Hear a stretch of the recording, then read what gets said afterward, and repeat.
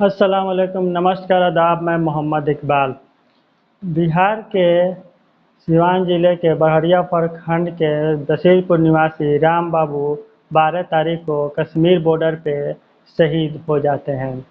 शहीद होने के बाद 112 की टीम आती है और राम बाबू के परिजनों से कहती है कि आपका लाल कश्मीर के बॉर्डर पे शहीद हो गए हैं। जब इस तरह के बात राम बाबू के परिजन सुनते हैं, सुनने के बाद घर में मातम छा जाता है। इसके बाद गांव के जब लोग सुनते हैं तो गांव में भी मातम छा जाता है। हर किसी की आंखों में नमी आ जाती है। राम बाबू का शव दिल्ली के एयरपोर्ट पे आता है और आने के बाद श्रद्धांजलि दी जाती है।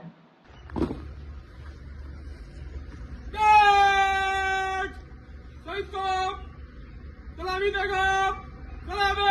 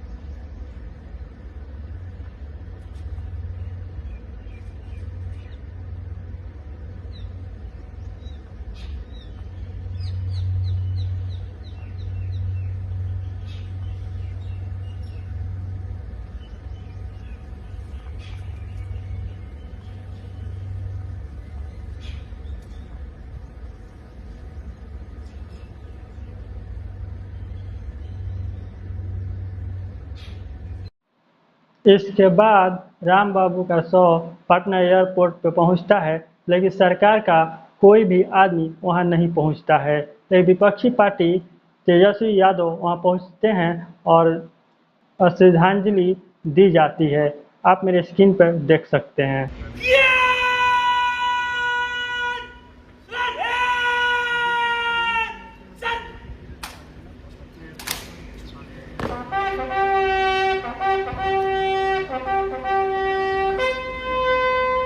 सिवान के लाल शहीद राम बाबू सिंह का पार्थिव शरीर पटना एयरपोर्ट पहुंचा है, जहां पर तेजस्वी यादव नेता प्रतिपक्ष उनको सलामी दे रहे हैं। ये आर्मी बटालियन के जवान थे और इन्होंने देश की सुरक्षा के लिए सरहद पर अपनी जान निछावर कर दी कि सरकार के तरफ से कोई भी एक नुमाइंदा यहां नहीं पहुंचा था, चाहे कोई मिनिस्टर हो या फिर बड़े नेता यहां पर दिखाई नहीं दिए।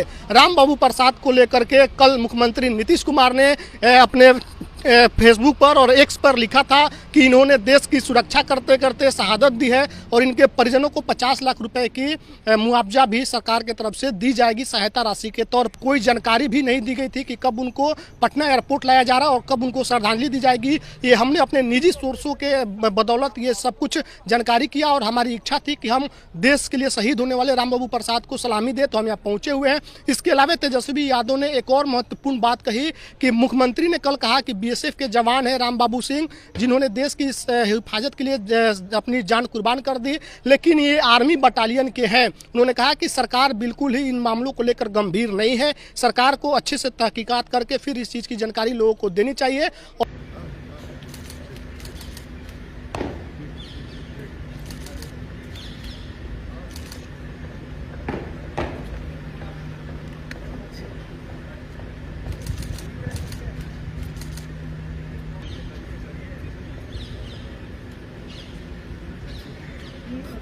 हमको नहीं दिखेगा।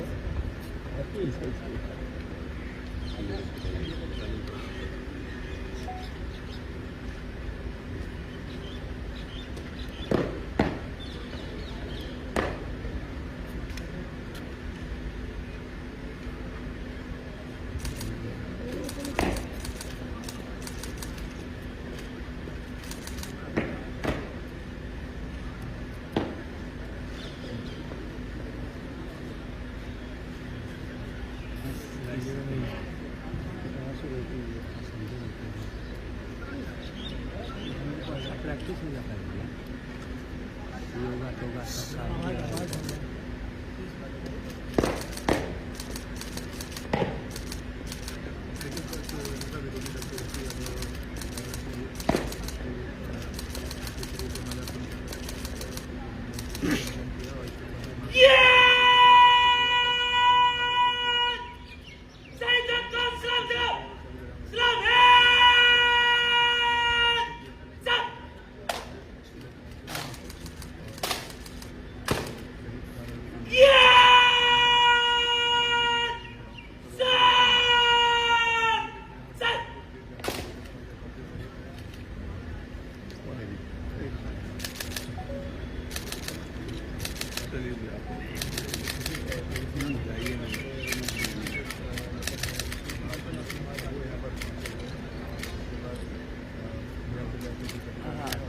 चलिए भी आप थोड़ा सा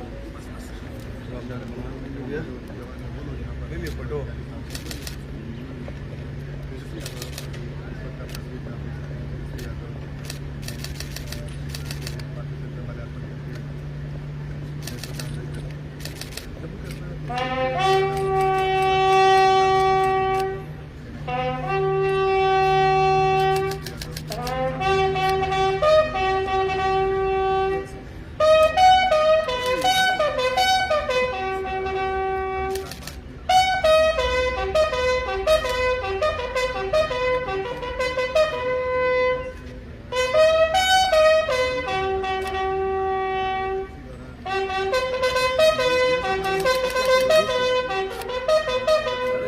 क्या भैया आप नौटंकी कर रहे हैं गजब स्थिति है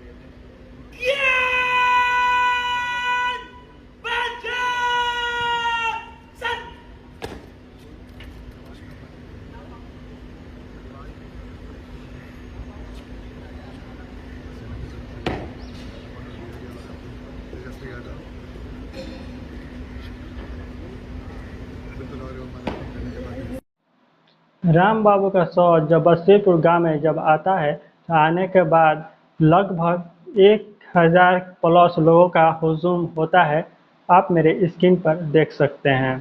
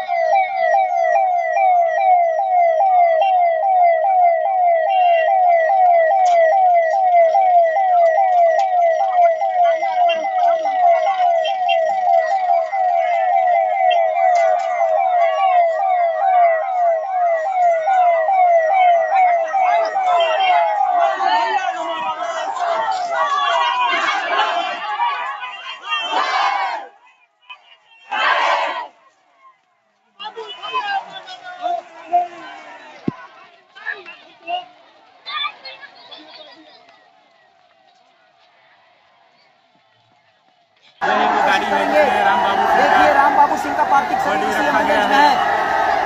राम बाबू सिंह का पार्थिव शरीर इसी एम्बुलेंस में है। अलग अंदाज की टीम आपको लाइव अलग अंदाज की टीम दिखा रही है। सबसे सटीक सबसे परफेक्ट जगह से अलग अंदाज की टीम आपको ये कवरेज दिखा रही है। नम आंखों से विदाई सिवान ही नहीं बल्कि तीनों जिला के लोग यहाँ पर मौजूद हैं। भारत माता की जय, वंदे मातरम के साथ इंकलाब जिंदाबाद के नारों से पूरा आपका जो आपका वसीमपुर गांव है पूरा गूंज उठा। मौजूद है जा रही है और तिरंगा झंडा आप सभी को, सारे लोगों के हाथों में आपको दिख रहा है। फिर हम आपको बता दें, पहलगाम में जो आपका आतंकवादी हमला हुआ था, 27 निर्दोष लोगों की जानें गई थी। उसके बाद लगातार हिंदुस्तान पाकिस्तान के बीच में जो लड़ाई छिड़ गया था, उसके बाद अंतिम यात्रा में सारे लोग शरीक हुए हैं। शरीर को अंतिम दर्शन सब लोग कर लिए हैं और करने के बाद से परिजन अब धीरे धीरे उनको अब शमशान जहाँ पे उनका अंतिम संस्कार किया जाएगा वहाँ के लिए अब ले जाने की तैयारी हो।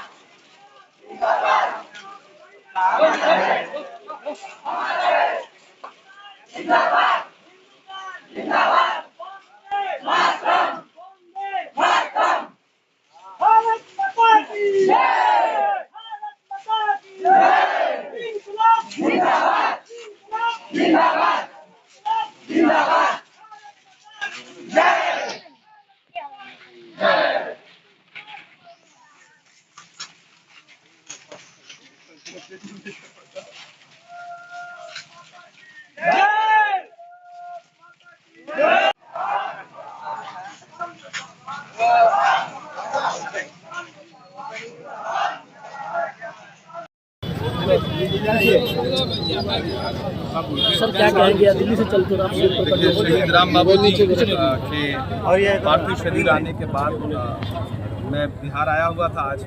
बीएसएफ के जो सब इंस्पेक्टर हैं मोहम्मद इम्तियाज़, जो सेना में अपनी ज़िंदगी कुर्बान करके देश के नाम शहीद हो गए, तो नीचे उनके यहाँ आया हुआ था। मुझे पता चला कि राम बाबू जी शहीद हुए थे, खबर तो हम सबको थी। पार्थिव शरीर आ रहा था तो मैं यहाँ भी आया और उन्हें श्रद्धांजलि अर्पित करके दो बिहार बहुत सौभाग्यशाली है कि उसने सीमा पर 2 बेटे कुर्बान किए हैं। यही बिहार है। बिहार की मिट्टी हमेशा जो है इस देश की सीमाओं की सुरक्षा के लिए तत्पर रहती है। तो बिहार की इस मिट्टी को सलाम करता हूँ और राम बाबू जी और मोहम्मद इम्तियाज़ की शहादत को सलाम करता हूँ। यही भारत है कि सीमा की सुरक्षा के लिए अगर मोहम्मद इम्तियाज़ शहीद हो रहे हैं तो राम बाबू भी शहीद हो रहे हैं। यही भारत है और इसी भारत की मिट्टी से एकजुटता का जो संदेश इस ऑपरेशन सिंदूर में गया है कि व्योमिका जी और कर्नल सोफिया कुरैशी लीड कर रही सारे ब्रीफिंग को, असल में भारत यही है। यही भारत बचा रहे, यही भारत बना रहे, हम यही दुआ कर रहे हैं। हमारे जवान शहीद हो रहे हैं, क्या लग रहा है किसकी चूक मानेंगे?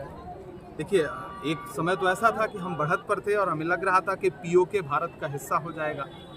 एक ऐसा समय था जब हम लगातार उनके आतंकवादी जो ठिकाने थे उनको तबाह कर रहे थे, उनके एयरबेस तबाह कर रहे थे। एक बार की सीज़ फायर का जो आदेश ब्रीफिंग के जरिए देश को सुनाई पड़ा और उससे पहले चौंकाने वाली बात यह थी कि ट्रंप ने दुनिया को बताया कि सीज़ फायर हो गया है। तो मेरा तो सरकार से अनुरोध है कि संसद का विशेष सत्र बुलाइए और देश के सामने एक स्पष्ट करिए कि ऐसा कौन सा दबाव है ट्रंप का या अमेरिका का कि 2 देशों के बीच में और भारत जैसे संप्रभु राष्ट्र को अमेरिका संचालित करेगा। ये बहुत चौंकाने वाली बात है। इंदिरा गांधी की याद कर, पूरा देश इंदिरा जी को याद कर रहा है। इंदिरा जी का जो साहस था वो पूरा देश चाह रहा है कि काश आज इंदिरा जी जिंदा होती तो पाकिस्तान के 2-3 टुकड़े और आप लोग जो है बात कर रहे हैं।